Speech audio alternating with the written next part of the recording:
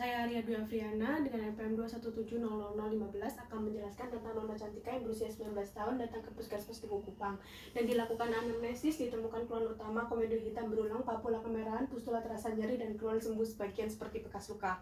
Riwayat penyakit sekarang tidak ada dan ditemukan riwayat penyakit dahulu keluhan sejak 2 tahun yang lalu.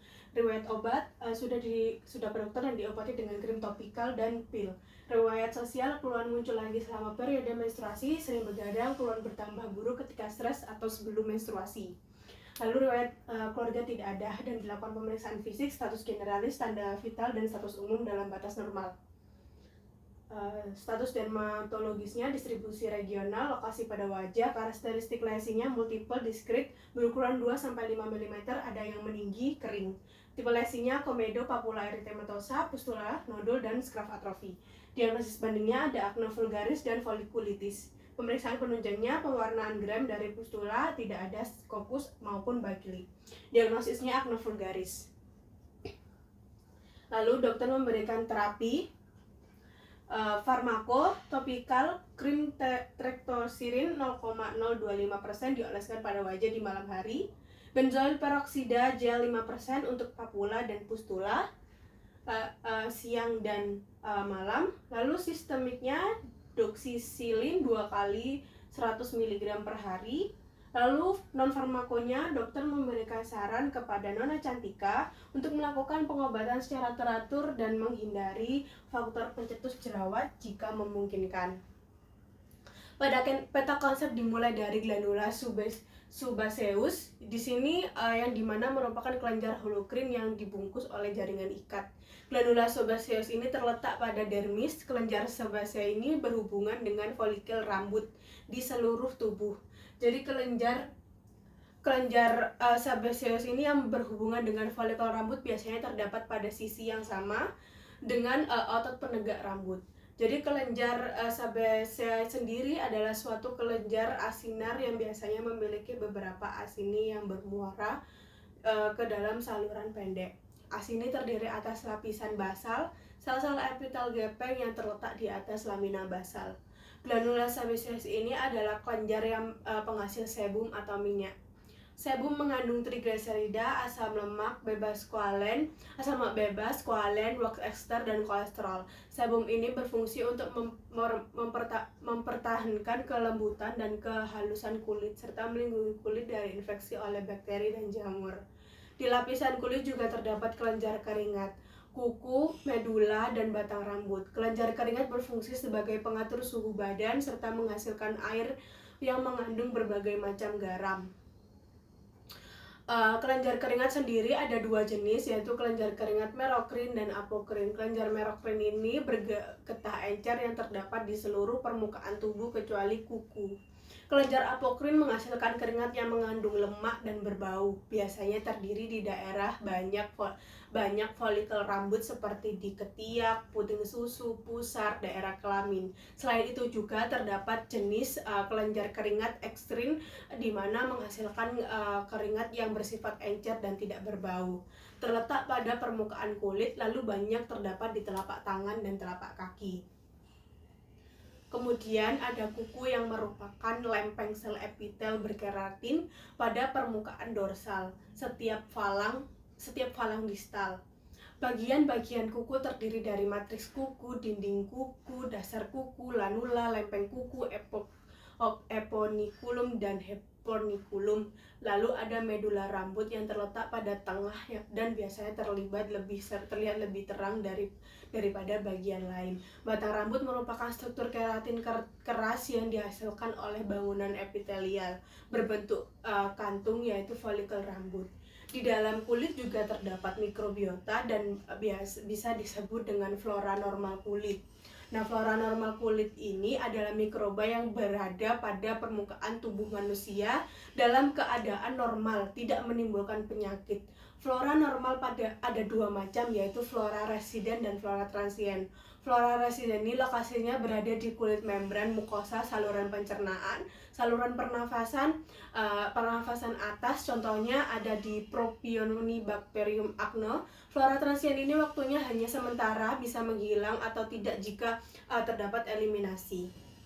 Contohnya ada di Staphylococcus aureus. Pada kasus ini pasien mengalami stres karena tugasnya sehingga menyebabkan bertambahnya produksi hormon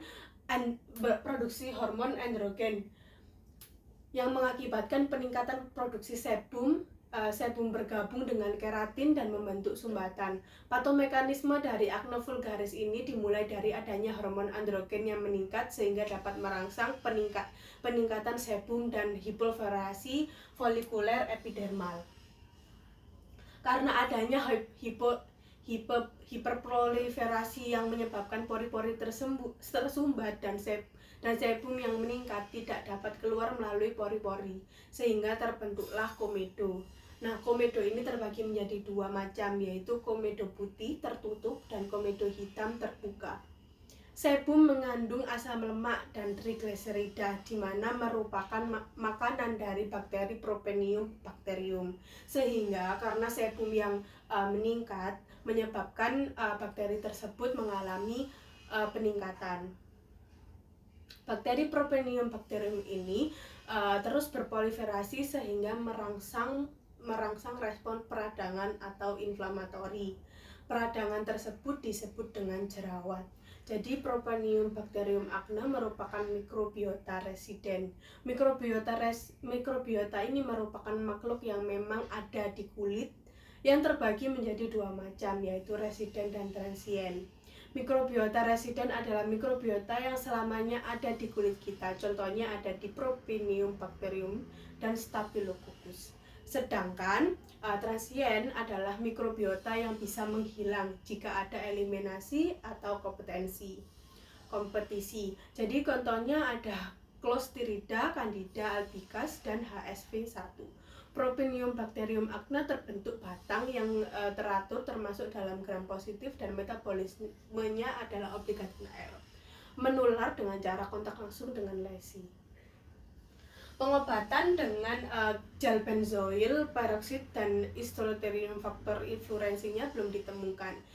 Jerawat sendiri ini merupakan penyakit peradangan menahun unit polisebacea yang disebabkan karena adanya faktor genetik dan diperkuat dengan pola hidup yang tidak baik dan tidak higienis atau tidak sehat.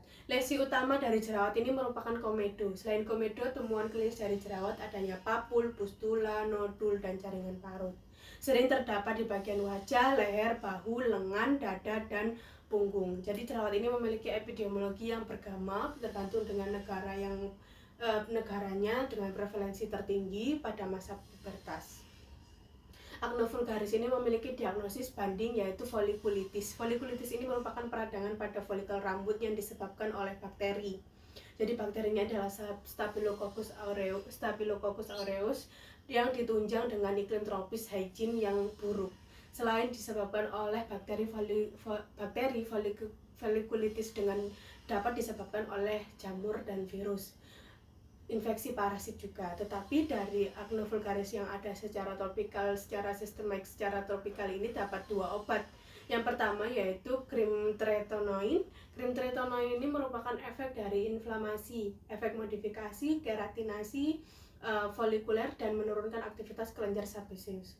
Obat ini diabsorpsi di kulit secara maksimal, memiliki bioavailabilitas sebanyak 0,1% secara in vivo di metabolisme, di hati, dan dieskresi di urin dan di feses. Obat yang kedua yaitu benzoyl peroxide gel yang memberikan efek antibakteri dan mengurangi produksi minyak pada kulit. Lalu untuk obat secara sistemiknya terdapat doxycycline. Doxycycline ini bekerja dengan cara menghambat sintesis protein dengan memberikan ke subunit ribosom 30S dan diduga juga dengan unit ribosom 50S. Memiliki bioavailabilitas minimal 80-95%. Volume distribusinya 50-80 liter atau 0,7 liter per liter. Jadi metabolisme di hati, diekskresinya di urin, dan fase prognosis dari jerawat dan acne vulgaris ini kuat vitaminnya bonum atau baik karena tidak ada yang mengarah pada kematian, keadaan umum dan kesadarannya dalam batas normal. Lalu kuat fungsionam ya juga bonum atau baik karena tidak mengganggu fisiologi kulit. Lalu kuat sanationam yaitu atau dubia abdonan. Apabila menghindari etimologi dari jerawat, maka kekambuhan dapat diminimalisir. Lalu saya akan menjelaskan tentang BHP. Yang pertama yaitu autonomi. Dokter harus menghargai hak pasien. Jadi di sini kan pasien masih berusia 19 tahun. Jadi keputusan mengenai tindakan yang akan dilakukan diberikan penuh kepada orang tua pasien, dan dokter harus memberikan penjelasan yang jelas dan mudah dipahami oleh pasien. Lalu yang kedua ada beneficent. Di sini menggunakan prinsip utama altruisme, yaitu menolong tanpa pamrih. Lalu memberikan edukasi kepada pasien terkait acne vulgaris. Lalu yang ketiga yaitu non-maleficent, melakukan tindakan pemeriksaan untuk memastikan kondisi pasien dan memastikan dosis obat dan terapinya dengan benar, dan juga mencegah pasien jatuh dalam kondisi yang lebih buruk. Yang terakhir yaitu justice, pasien mendapatkan layanan kesehatan sesuai dengan haknya dan dokter tidak membeda-bedakan terhadap layanan pasien. Lalu saya akan jelaskan tentang PHOP. Di sini ada 5. Yang pertama health promotion, yaitu memberikan edukasi mengenai acne vulgaris, memberikan edukasi mengenai pengobatan acne vulgaris secara keseluruhan, penyebab dan faktornya. Lalu yang kedua specific protection, ya di sini melakukan perawatan sesuai dengan wajah dan kondisi kulit menggunakan krim salep anjuran dokter. Dan yang ketiga yaitu early diagnosis, medical check up dan penggunaan obat secara teratur. Yang keempat yaitu disability limitation, mengkonsumsi obat secara teratur. Yang terakhir yaitu rehabilitation, yaitu menghindari penyebab acne untuk muncul kembali. Sekian dari saya. Wassalamualaikum warahmatullahi wabarakatuh.